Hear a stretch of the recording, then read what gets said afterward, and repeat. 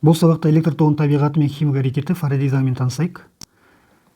Біз білетіндей, металлдарда электр тогын тасымалдайтындар еркін электрондар.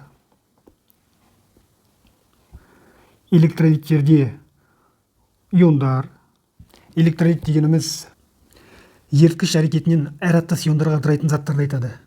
Бұған тұздар, қышқылдар, сілтілер және тағы басқа органикалық қосылыстар жатады. Және үшінші газдарды электрдің тогын тасымалдайтындар электрондар, иондар. Газдарды мысалы найзағайда айтуға болады. Электр тогының мысал ретінде. Алдыңғы тақырыпта айтқандай, температура жоғарылағанда металлдарда электр тогы жоғарылайды, кедергі жоғарылайды. Ал электролиттерде керісінше температура жоғарылағанда электр кедергісі төмендейді. Сол себепті металлдарды бірінші текті өткізгіш, электролиттерді екінші текті өткізгіш деп атайды. Еріткіштің молекулалардың соққылу әрекетінен кристалдық тор бұзылып, оң және теріс зарядты еркін иондарға ыдырау құбылысын электролиттік диссоциация деп атайды. Бұған мысал ретінде натрий хлор мен купрум хлор екіні қарастырайық. Бұлар иондық кристалдардың еріткіштері ыдырау реакциялар төмендегідей жазайық. Натрий хлор ол натрийға бөлінеді. Және хлорға, яғни натрий бір электрон айырылады, хлор бір электрон қосып алады.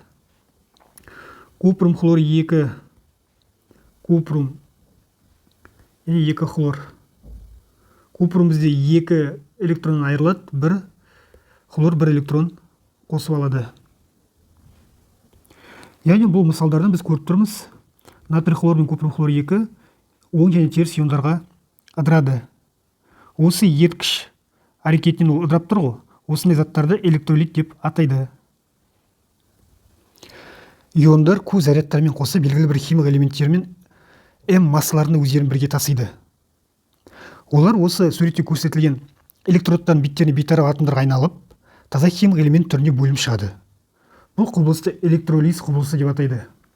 Электролиз. Электролиз деп тұрақты тоқтың әсерінен электролиттің ерітіндісіндегі заттардың электродтарда бөлім шығу құбылысын айтады. Яғни біздің суретте натрий хлорды алдық. Анодта, яғни оң жағында, плюс жағында хлор бөлініп шықты. Катод, яғни теріс жағында натрий таза элементтер бөлініп шықты. Осы құбылысты электролиз деп атаймыз. Енді Майкл Фарадей осы электролиз процесінде электродтар бөлінетін заттар мөлшерін зерттеген ғалым, алғашқы ғалым.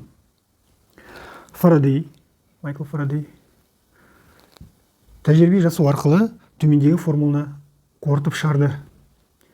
Бөлінетін масса ол К көбейту Q-ға тең.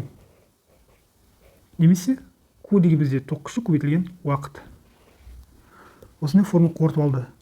Мұнда М деген электродта бөлінген заттың массасы, масса килограммен. Q деген бізде заряд, электролиттегі заряд кулонмен.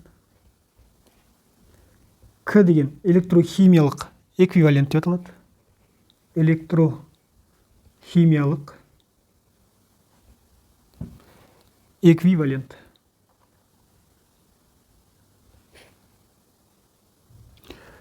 И деген бізде тоқ күші ампермен, да? Т деген уақыт секундпен. Сонымен осы электролиз құбылысы біздің өмірде, өнеркәсіпте көптен қолданылады. Яғни электролиттерден тоқ өткен кезде электродтарда заттың бөліну құбылысы төмендегідей саланы дамытты. Ол электрометаллургия, гальваностегия, гальванопластика және тағы басқа салалар.